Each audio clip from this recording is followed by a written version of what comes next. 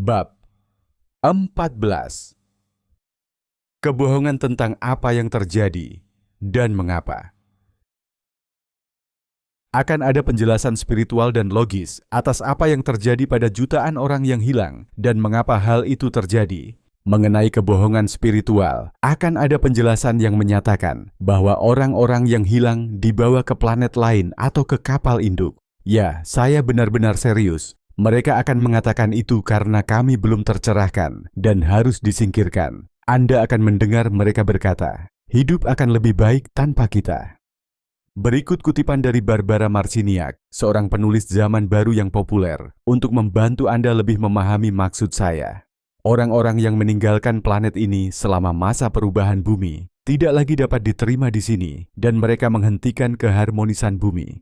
Ketika saatnya tiba di mana mungkin 20 juta orang meninggalkan planet ini pada saat yang sama, maka akan terjadi perubahan kesadaran yang luar biasa bagi mereka yang masih tersisa.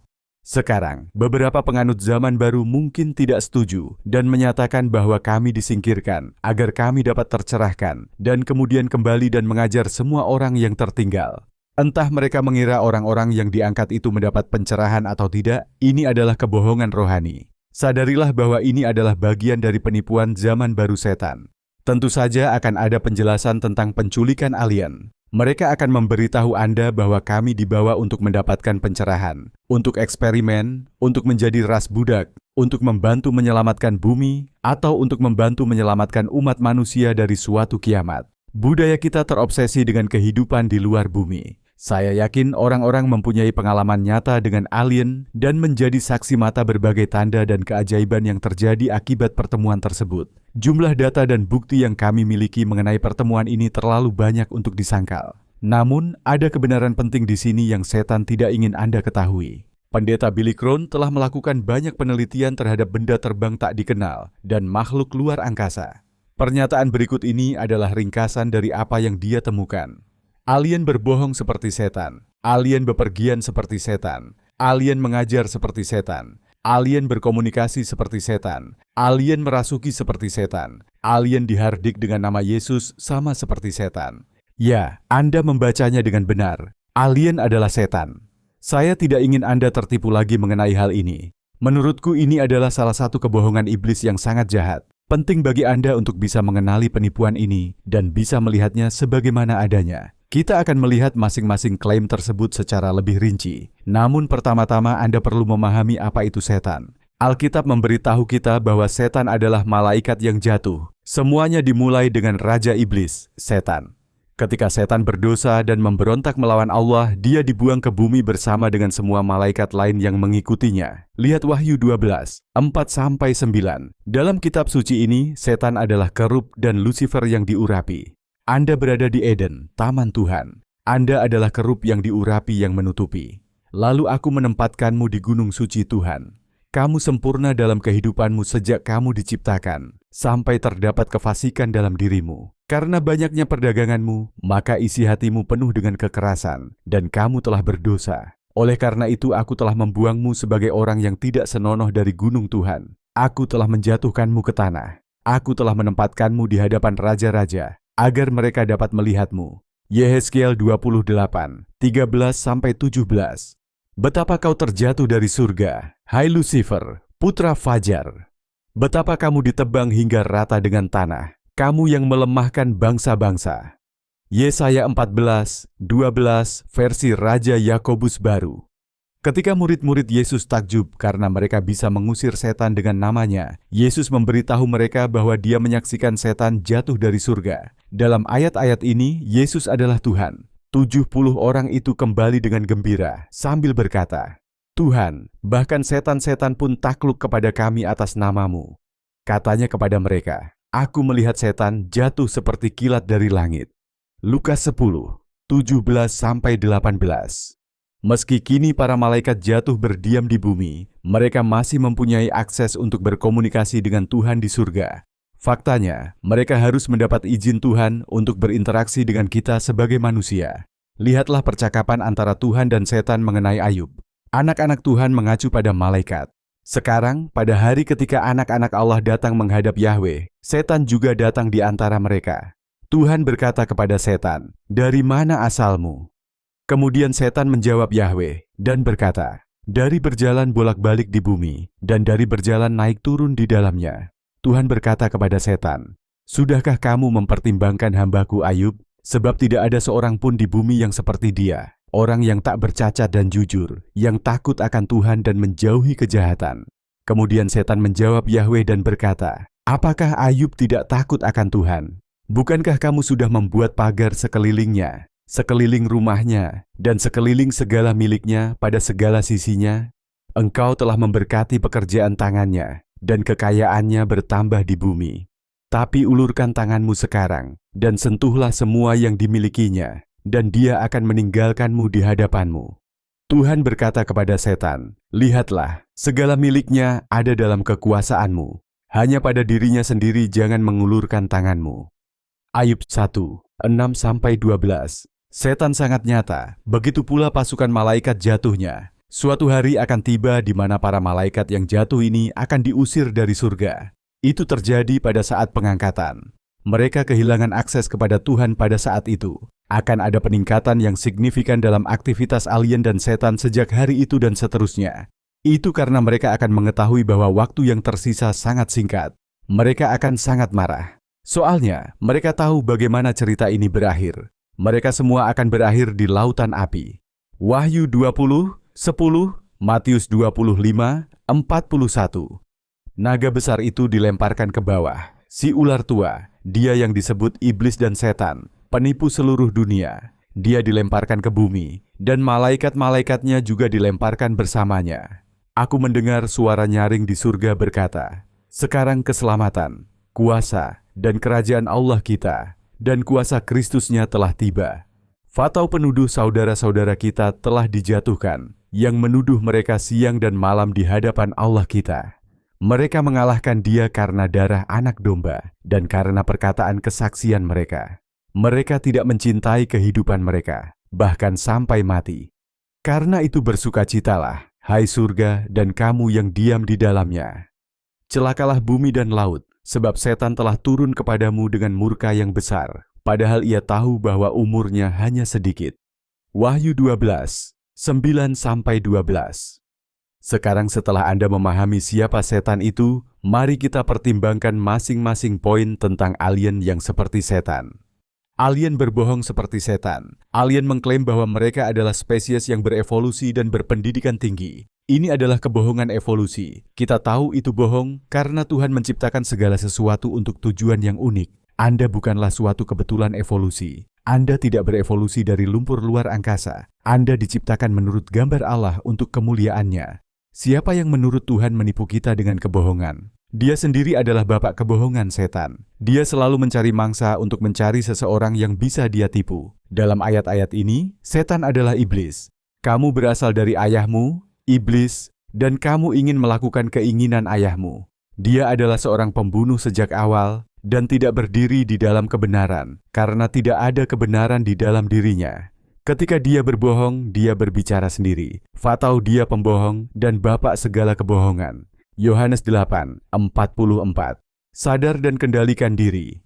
Berhati-hatilah. Musuhmu, iblis, berjalan berkeliling seperti singa yang mengaum, mencari siapa yang dapat ditelannya. Pertama Petrus 5:8. Alien bepergian seperti setan. Alien mencoba membuat kita berpikir bahwa mereka adalah spesies maju karena cara mereka melakukan perjalanan. Benda terbang tak dikenal, dan alien seringkali muncul begitu saja, seolah-olah datang dari dimensi lain. Ada berbagai macam penampakan piring terbang dan kendaraan berteknologi tinggi lainnya yang muncul entah dari mana. Menurut Alkitab, siapa yang memiliki kemampuan melakukan perjalanan antar dimensi? Itu adalah malaikat. Mereka punya akses ke dimensi spiritual, surgawi, dan mereka punya akses ke dimensi kita di bumi. Ingatlah bahwa setan adalah malaikat yang jatuh. Dalam kitab suci ini, kita melihat bahwa Nabi Elisa berdoa agar mata hambanya dibukakan terhadap dimensi roh. Tuhan membuka matanya, dan dia melihat apa yang dilihat Nabi, sebuah gunung yang penuh dengan malaikat dengan kereta api. Malaikat memang ada di antara kita, hanya saja kita jarang melihatnya karena mereka berada di dimensi yang berbeda. Ketika hamba abdi Allah itu bangun pagi-pagi dan berangkat, tampaklah suatu pasukan dengan kuda dan kereta ada di sekeliling kota. Pelayannya berkata kepadanya, "Aduh, tuanku, apa yang harus kita lakukan?" Jawabnya, "Jangan takut, karena yang bersama kita lebih banyak daripada yang bersama mereka." Elisa berdoa dan berkata, "Tuhan, tolong bukalah matanya, supaya dia dapat melihat." Tuhan membuka mata pemuda itu dan dia melihat. Dan lihatlah, gunung itu penuh dengan kuda dan kereta api di sekeliling Elisa. Raja kedua 6, 15-17. Alien mengajar seperti setan dan mempromosikan spiritualitas zaman baru yang anti-Alkitabiah.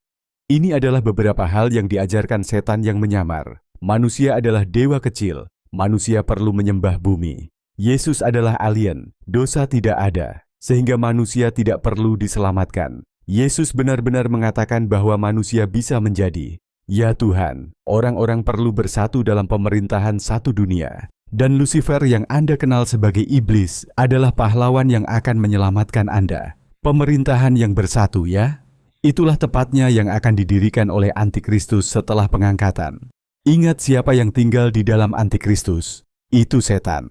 Apakah Anda benar-benar percaya bahwa spesies yang berevolusi akan melakukan perjalanan melintasi galaksi untuk mengajarkan omong kosong dan omong kosong ini kepada Yesus?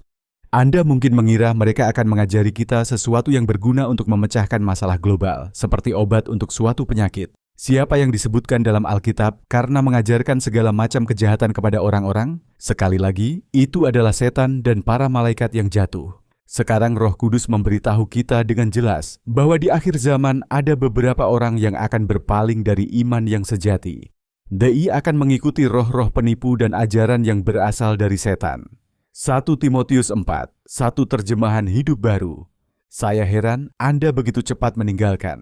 Dia yang memanggil Anda dalam kasih karunia Kristus untuk membawa kabar baik yang berbeda, padahal tidak ada kabar baik yang lain. Hanya saja ada beberapa orang yang menyusahkan kamu dan ingin memutarbalikkan kabar baik Kristus. Tetapi meskipun kami atau malaikat dari surga memberitakan kepadamu kabar baik selain yang telah kami beritakan kepadamu, terlaknatlah dia. Galatia 1, 6-8. Alien berkomunikasi dengan kita seperti yang dilakukan setan. Alien menginginkan orang-orang dalam kondisi kesadaran yang berubah untuk berkomunikasi dengan mereka. Kedengarannya familiar. Itulah yang diajarkan spiritualitas zaman baru melalui meditasi transendental, penyaluran dan pembacaan psikis. Firman Tuhan secara langsung melarang praktik dan komunikasi semacam ini dengan alam roh. Tuhan tahu jika Anda melakukan hal-hal itu, Anda akan berbicara dengan setan, dan dia tidak ingin Anda tertipu. Sekarang mengapa alien ingin manusia melakukan sesuatu yang secara langsung dilarang oleh Tuhan dalam Alkitab? Mengapa mereka tidak bisa menggunakan metode komunikasi berteknologi tinggi padahal mereka adalah spesies yang berevolusi? Karena alien itu adalah setan yang membencimu, yang ingin kamu berbuat dosa, dan yang tidak ingin kamu mengetahui kebenaran Tuhan. Ketika kamu telah memasuki negeri yang diberikan Tuhan, Allahmu kepadamu, janganlah kamu belajar meniru kekejian bangsa-bangsa itu. Tidak akan ditemukan bersamamu seorang pun yang membuat anak laki-lakinya atau anak perempuannya melewati api, orang yang bertenung, orang yang meramal, atau tukang sihir, atau perayu, atau orang yang berkonsultasi dengan orang yang dikenalnya. Roh atau penyihir, atau ahli nujum. Sebab siapapun yang melakukan hal-hal itu adalah kekejian bagi Tuhan. Karena kekejian-kekejian ini, Tuhan, Allahmu, mengusir mereka dari hadapanmu. Ulangan 18, 9-12. Alien merasuki manusia seperti halnya setan. Pendeta Kron menceritakan pengalaman alien di mana seorang pria dirasuki oleh alien yang dia lihat di propertinya. Saksi mata mengatakan pria itu mulai menggeram, mengayunkan lengannya, dan tercium bau belerang. Coba tebak siapa lagi yang ingin merasuki orang? Setan melakukannya. Yesus dan para murid bahkan mengusir setan dari orang yang kerasukan. Dalam kitab suci pertama, Yesus adalah orang yang mengusir setan. Kitab suci yang kedua adalah Yesus berbicara tentang roh najis. Ketika malam tiba, mereka membawa kepadanya banyak orang yang kerasukan setan. Ia mengusir roh-roh itu dengan perkataannya dan menyembuhkan semua orang yang sakit. Matius 8, 16. Ketika roh najis keluar dari seseorang, dia melewati tempat-tempat yang tidak ada airnya untuk mencari istirahat dan tidak menemukannya. Kemudian dia berkata, Aku akan kembali ke rumah tempat aku berasal." Dan ketika dia kembali, dia menemukannya kosong, tersapu, dan tertata rapi. Kemudian dia pergi dan membawa serta 7 roh lain yang lebih jahat darinya, dan mereka masuk dan berdiam di sana. Keadaan terakhir orang itu menjadi lebih buruk daripada keadaan pertama. Demikian pula halnya dengan generasi yang jahat ini. Matius 12, 43-45. Orang-orang yang dirasuki setan dalam Alkitab juga bertindak dan merugikan diri mereka sendiri. Setan mengikuti setan yang merupakan pembunuh. Mereka ingin menyakitimu. Dan coba tebak, siapa yang berbau belerang? Benar sekali, setan-setan melakukannya. Tempat tinggal mereka adalah neraka, lautan api yang berbau belerang. Lihat Wahyu 20:10.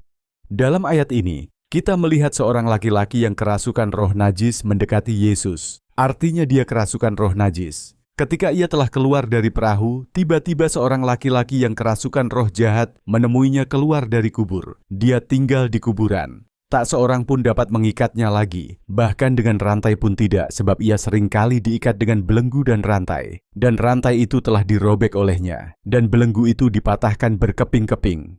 Tidak ada yang punya kekuatan untuk menjinakkannya. Siang malam, di pekuburan dan di gunung-gunung, dia terus-terusan berteriak-teriak dan melukai dirinya sendiri dengan batu. Ketika dia melihat Yesus dari jauh, dia berlari dan sujud kepadanya, dan berseru dengan suara nyaring, dia berkata, "Apa urusanku denganmu, Yesus, Putra Allah yang Maha Tinggi? Aku mendesakmu demi Tuhan, jangan siksa aku." Karena dia berkata kepadanya, "Keluarlah dari orang itu, hai roh najis." Dia bertanya kepadanya, "Siapa namamu?" Dia berkata kepadanya, "Namaku Legiun, karena jumlah kami banyak." Mereka datang kepada Yesus dan melihat dia yang kerasukan setan sedang duduk, berpakaian dan waras, bahkan dia yang memiliki pasukan legiun. Dan mereka takut. Markus 5, 2-9, 15. Banyak orang yang pernah bertemu dengan alien telah melihat makhluk fisik yang nyata. Kita semua pernah melihat gambar alien abu-abu dan manusia kecil berwarna hijau. Tahukah Anda bahwa malaikat bisa berwujud fisik? Jangan lupa untuk menunjukkan keramah tamahan kepada orang asing, karena dengan melakukan itu, ada pula yang telah menjamu malaikat tanpa menyadarinya. Ibrani 13:2. Sebab orang-orang seperti itu adalah rasul-rasul palsu, pekerja-pekerja yang penuh tipu daya, yang menyamar sebagai rasul-rasul Kristus. Dan tidak mengherankan, bahkan setan pun menyamar sebagai malaikat terang. Oleh karena itu, tidak ada gunanya jika hamba-hambanya juga menyamar sebagai hamba-hamba yang saleh, yang kesudahannya akan sesuai dengan perbuatannya. 2 Korintus 11, 13-15. Kedua malaikat itu datang ke Sodom pada sore hari. Lot duduk di gerbang Sodom. Lot melihat mereka dan bangkit menemui mereka. Dia membungkukkan badannya dengan wajah menghadap ke bumi. Kejadian 19, 1. Alien ditegur dengan nama Yesus. Inilah yang dikatakan penyelidik penculikan alien Joe Jordan tentang orang-orang yang pernah mengalami penculikan. Melalui penelitian terhadap kesaksian kasus, ditemukan bahwa beberapa orang yang mengalaminya mampu menghentikan atau mengakhiri pengalaman tersebut. Ada kesamaan yang diakui dalam metode yang digunakan di antara orang-orang Kristen yang mengalaminya. Pengalaman tersebut terbukti mampu dihentikan atau diakhiri dengan menyerukan nama dan otoritas Yesus Kristus. Bukan sebagai kata ajaib, tetapi melalui kesetiaan dan hubungan pribadi mereka dengannya. Dia memiliki lebih dari 100 kesaksian yang diposting di situs webnya. Itu menarik, bukan? Sekarang mengapa orang asing mau menanggapi otoritas Yesus Kristus? Karena itu iblis. Semua malaikat berada di bawah otoritas Yesus. Di sinagoga ada seorang yang kerasukan roh jahat yang najis. Lalu ia berseru dengan suara nyaring, katanya, apa urusan kami denganmu, Yesus dari Nazaret? Apakah Anda datang untuk menghancurkan kami? Saya tahu siapa Anda yang kudus dari Tuhan. Yesus menegurnya dengan berkata, diamlah dan keluarlah daripadanya. Ketika setan itu melemparkannya ke tengah-tengah mereka, dia keluar dari sana tanpa menyakitinya. Semua orang menjadi takjub, dan mereka berbicara bersama-sama, satu sama lain, sambil berkata, kata apakah ini? Karena dengan wewenang dan kuasa, dia memerintahkan roh-roh najis, dan mereka keluar. Lukas 4, 33-36. Saat kami hendak berdoa, seorang gadis yang mempunyai roh ramalan bertemu dengan kami, yang membawa banyak keuntungan bagi tuannya melalui ramalan. Mengikuti Paulus dan kami, dia berseru, "Orang-orang ini adalah hamba-hamba Allah yang Maha Tinggi, yang memberitakan kepada kita jalan keselamatan." Dia melakukan ini selama beberapa hari. Tetapi Paulus, karena merasa sangat jengkel, berbalik dan berkata kepada roh itu, "Aku perintahkan kamu dalam nama Yesus Kristus untuk keluar darinya." Itu keluar pada jam itu juga. Kisah 16 hingga 18. Yesus Kristus yang duduk di sebelah kanan Allah telah pergi ke surga dengan malaikat-malaikat, penguasa-penguasa, dan penguasa-penguasa tunduk kepadanya. Pertama Petrus 3, 21-22. Alien ingin orang-orang memujanya. Alien mempunyai tujuan yang sama dengan setan, dan setan ingin menjadi seperti Tuhan. Lebih dari segalanya, alien ini ingin disembah. Kita sudah melakukan hal itu, bukan? Lihatlah bagaimana kita mengagungkan mereka dalam budaya kita melalui film dan buku. Tahukah Anda film apa yang saat ini menduduki peringkat keempat di Amerika Serikat sepanjang masa box office domestik yang disesuaikan dengan inflasi? Itu ET, yang ekstraterestrial. Itu diterbitkan pada tahun 1982 dan telah menghasilkan hampir 1,3 miliar dolar. Lihatlah berapa banyak agama palsu yang kita ciptakan agar orang bisa menyembah alien. Pada bulan Agustus tahun 2019, 2 juta orang mengatakan bahwa mereka menghadiri acara badai daerah yang ke-51 di Nevada pada musim gugur tahun 2019 dan 1,4 juta lainnya berminat. 2 juta orang. Itu setara dengan seluruh wilayah metropolitan Indianapolis. Banyak orang terobsesi dengan alien. Kitab suci ini berbicara tentang setan yang bernama Lucifer. Anda dapat melihat bahwa dia ingin menjadi Tuhan. Betapa kau terjatuh dari surga, hai Lucifer, putra Fajar. Betapa kamu ditebang hingga rata dengan tanah, kamu yang melemahkan bangsa-bangsa. Sebab engkau telah berkata dalam hatimu, "Aku akan naik ke surga. Aku akan meninggikan takhtaku di atas bintang-bintang Tuhan. Saya juga akan duduk di bukit jemaah, di sisi paling utara, di sisi utara. Saya akan naik melampaui ketinggian awan. Aku akan menjadi seperti yang maha tinggi." Yesaya 14, 12-14 versi Raja Yakobus Baru. Pada masa pelayanan Yesus, ia dicobai setan. Lihatlah apa yang setan coba untuk membuat Yesus lakukan.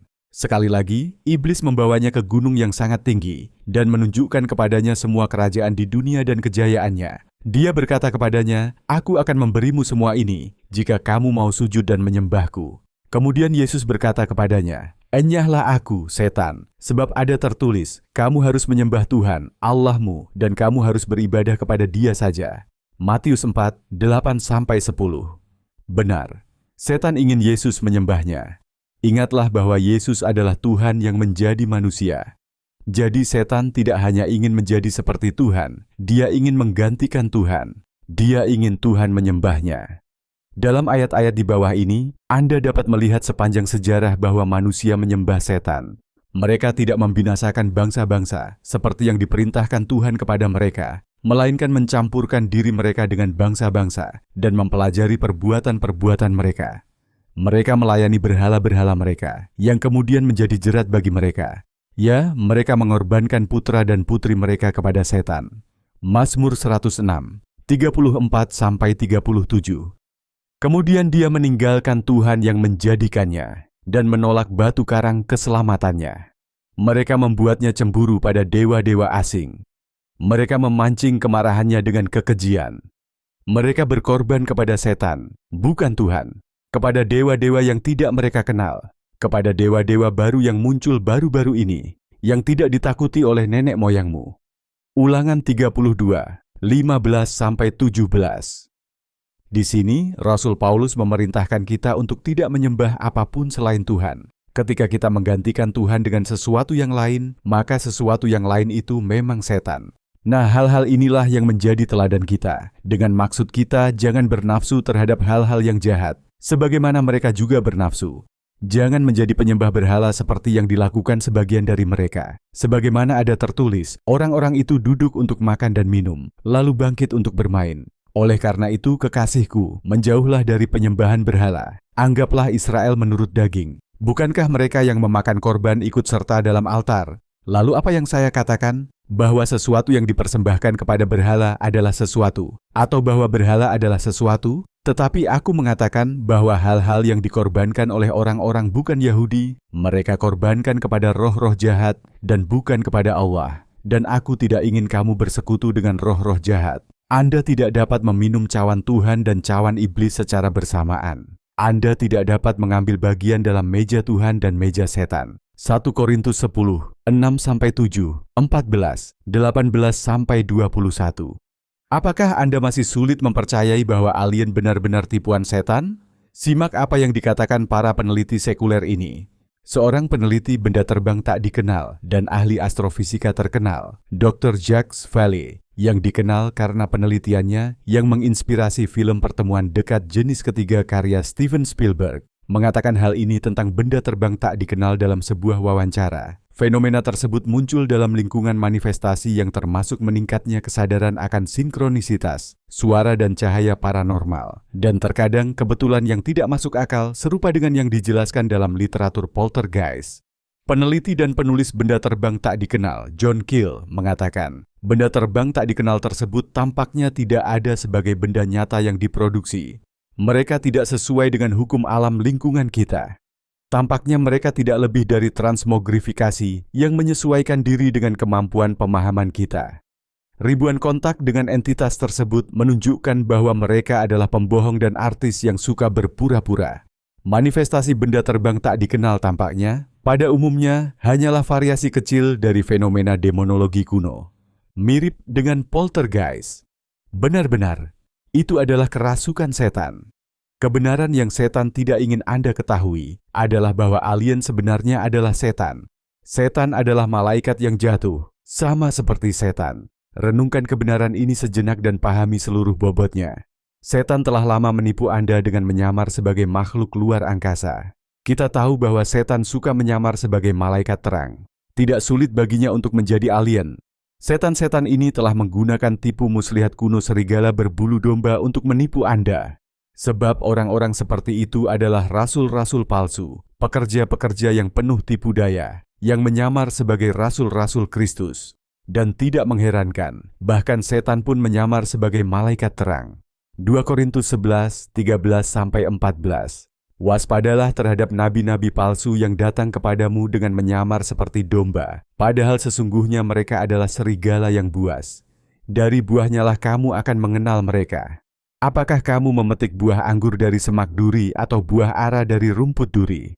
Demikian pula setiap pohon yang baik menghasilkan buah yang baik, tetapi pohon yang tidak baik menghasilkan buah yang tidak baik. Matius 7, 15-17. Ya, tidak lagi. Jangan tertipu lagi. Orang-orang yang diangkat tidak diculik oleh alien. Penjelasan tentang penculikan alien akan menjadi pil yang sulit untuk ditelan oleh sebagian orang. Jadi ini bukan satu-satunya kebohongan yang akan Anda dengar. Anda mungkin mendengar bahwa orang-orang yang hilang terinfeksi oleh suatu patogen menular dan diambil atau dimusnahkan untuk melindungi umat manusia. Mungkin Anda akan mendengar orang-orang yang hilang diuapkan oleh senjata canggih. Mereka akan memberitahu Anda bahwa itu adalah serangan teroris. Tidak peduli siapa musuhnya, negara tertentu, Tuhan, penyakit, atau apapun. Para pemimpin dunia akan menggunakannya sebagai katalis untuk menyatukan masyarakat melawan musuh bersama ini. Menurutmu ini terlalu dibuat-buat? Masih ingat adegan di film Kapten Amerika, prajurit musim dingin, di mana helikopter pengangkut dilengkapi dengan senjata canggih yang bisa membunuh jutaan orang seketika? Itu disebut Project Insight. Sekarang bayangkan pengangkut helikopter yang dilengkapi senjata yang bisa menguapkan orang. Sepertinya semua orang menghilang. Senjata laser yang mampu menguapkan benda bukan lagi fiksi ilmiah. Lihat berita utama ini. Senjata laser baru dari Tiongkok. Dapat menyetrum Anda dengan sinar, karbonisasi yang senyap. Ilmuwan mengembangkan senjata laser bintang kematian untuk menguapkan asteroid pembunuh. Senjata laser, inikah fajar sinar kematian? Angkatan Udara Amerika Serikat berhasil menguji sistem laser untuk menembak jatuh rudal. Militer Rusia punya senjata laser yang mampu menghabiskan musuh dalam waktu kurang dari 1 detik. Para pemimpin bahkan mungkin memberitahu Anda bahwa mereka yang hilang adalah bagian dari proyek eksplorasi ruang angkasa rahasia dan dipindahkan ke luar bumi. Bahwa mereka membantu menentukan kelangsungan hidup planet lain. Bahwa mereka dipilih secara individual berdasarkan kumpulan data yang kompleks. Bahwa mereka merahasiakannya demi kebaikan semua orang. Bagaimanapun, umat manusia sedang dipertaruhkan. Saat ini sudah ada beberapa perusahaan besar yang mengerjakan proyek untuk menjajah bulan dan Mars. Ini adalah beberapa berita utama baru-baru ini yang menunjukkan bagaimana kebohongan mengenai apa yang terjadi pada orang-orang yang diangkat tidak akan terlalu sulit untuk dipercaya oleh orang-orang yang tertinggal. Stephen Hawking mengatakan manusia punya waktu 100 tahun untuk pindah ke planet lain. Jeff Bezos berpendapat, kita perlu membangun kawasan industri di luar angkasa untuk menyelamatkan bumi.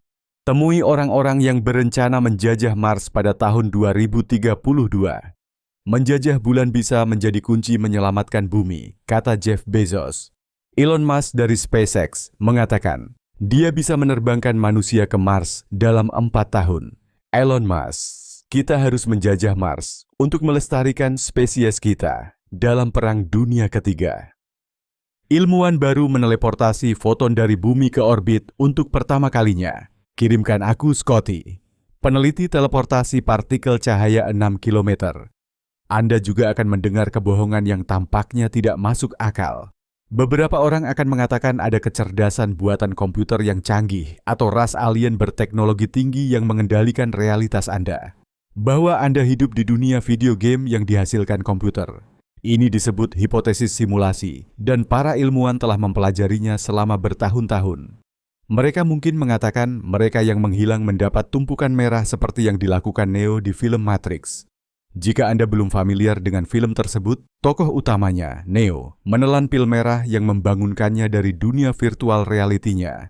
Dia kemudian menemukan alien berteknologi tinggi memegang kendali, menggunakan manusia untuk kekuasaan, dan menjaga manusia dalam realitas simulasi yang disebut Matrix. Atau mereka akan memberitahu Anda bahwa orang-orang yang diangkat dikeluarkan dari simulasi karena suatu cacat, seolah-olah kita adalah karakter yang bukan manusia. Saya punya firasat buruk bahwa banyak orang akan mencoba melepaskan diri ketika mereka mendengar kebohongan tentang hidup dalam realitas virtual. Mereka pasti ingin mengikuti jejak pahlawan film Neo. Ini murni kebohongan setan dan akan menyebabkan banyak orang bunuh diri. Tidak percaya padaku? Lihat berita utama terbaru ini. Realitas. Seperti Matrix menjadi arus utama, NBC bertanya, apakah kita hidup di alam semesta yang disimulasikan? Elon Musk mengatakan kita mungkin hidup dalam simulasi. Inilah cara kami mengetahui jika dia benar. Apakah kita hidup dalam simulasi komputer? Aku tidak tahu. Mungkin. Hipotesis simulasi ilmuwan Institut Teknologi Massachusetts membuat kasus menarik untuk Matrix. Pendiri coma titik kecerdasan buatan George Hotz ingin membebaskan umat manusia dari simulasi kecerdasan buatan. Anda akan mendapatkan sedikit kebenaran ketika Anda mendengar banyak pemimpin memberitahu Anda bahwa Tuhanlah yang melakukan hal ini. Kebohongan yang mereka keluarkan adalah bahwa Tuhan marah terhadap umat manusia karena kita telah mengacaukan planet ini. Dia harus menyingkirkan beberapa orang agar mereka yang tertinggal dapat memperbaiki planet ini dan berkembang. Mereka bahkan mungkin mengatakan bahwa Tuhan menyingkirkan orang-orang yang belum tercerahkan secara spiritual dan menghalangi perdamaian dunia. Anda juga akan mendengar mereka berkata bahwa Tuhan melakukan ini karena Dia mengasihi mereka yang tertinggal. Ada dua kebenaran utama dalam kebohongan ini. Ya, Tuhan melakukan ini, dan ya, Tuhan mengasihi Anda. Berikut adalah beberapa berita utama yang menunjukkan bagaimana kebohongan ini berkembang biak saat ini. Populasi dunia mendekati 8 miliar. Itu bukan berita hebat, akibat kelebihan populasi di seluruh dunia. David Attenborough, planet ini tidak dapat mengatasi kelebihan populasi. Lihat dampak menakjubkan yang dimiliki manusia terhadap lautan dunia. Manusia telah mengacaukan iklim selama ribuan tahun. Ancaman terbesar bumi ada pada manusia. Sepertinya Tuhan tidak akan menyelamatkan kita dari pemanasan global, mengosongkan separuh bumi dari manusianya. Ini satu-satunya cara untuk menyelamatkan planet ini. Anda perlu tahu bahwa Tuhan mengendalikan planet ini. Dia tahu persis apa yang terjadi, dan alasannya karena dialah yang mewujudkannya. Jangan percaya kebohongan bahwa Tuhan tidak mengendalikan ciptaannya. Pada mulanya Tuhan menciptakan langit dan bumi. Kejadian 1:1. Tuhan telah menciptakan bumi dengan kuasanya. Dia menegakkan dunia dengan kebijaksanaannya, dan dengan pengertiannya Dia membentangkan langit. Ketika Dia bersuara, air di langit bergemuruh, dan Dia menyebabkan uapnya naik dari ujung bumi. Dia membuat kilat untuk hujan, dan mengeluarkan angin dari perbendaharaannya. Yeremia 10:12-13. Tuhan mempunyai jalannya dalam angin puyuh dan badai, dan awan adalah debu kakinya. Dia menghardik laut, mengeringkannya, dan mengeringkan semua sungai. Gunung-gunung berguncang di hadapannya, dan bukit-bukit mencair. Bumi gemetar melihat kehadirannya. Ya, dunia dan semua yang tinggal di dalamnya. Nahum 1:3-5. Saya yakin Anda akan mendengar lebih banyak kebohongan daripada yang saya ungkapkan di sini. Saya harap ini membantu Anda mempertanyakan apa yang diberitahukan kepada Anda. Evaluasi segala sesuatu yang bertentangan dengan firman Tuhan. Apa yang tidak akan Anda dengar dari para pemimpin dan berita adalah apa yang firman Tuhan katakan telah terjadi. Mereka yang percaya bahwa Yesus mati karena dosa-dosa mereka diangkat ke surga pada saat pengangkatan.